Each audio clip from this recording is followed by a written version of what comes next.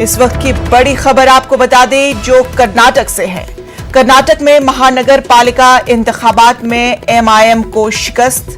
गुलबर्गा में एमआईएम का एक भी उम्मीदवार नहीं हुआ कामयाब। गुलबर्गा में एमआईएम के 20 उम्मीदवार मैदान में थे। एमआईएम की 3 सीटें, मैदान में एमआईएम की 1 सीट पर कामयाब।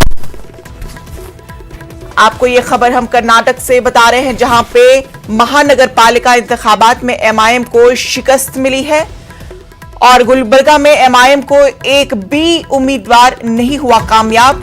गुलबर्गा में 20 उम्मीदवार मैदान में थे। हुगली में एमआईएम को 3 सीटें मिली है और बेलगाम में 1 सीट पर कामयाबी हासिल हुई है।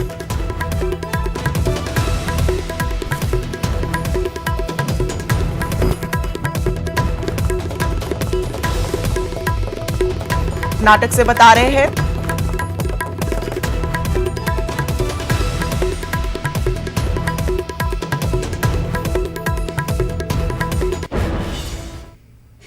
गुज़श्ता रोज मुजफ्फरनगर में हुए किसानों के महापंचायत पर राहुल गांधी ने ट्वीट करके किसानों की कोशिशों को सराहा और कहा कि किसान डटा हुआ है, निडर है और यही किसान हिंदुस्तान के भाग्य विधाता है।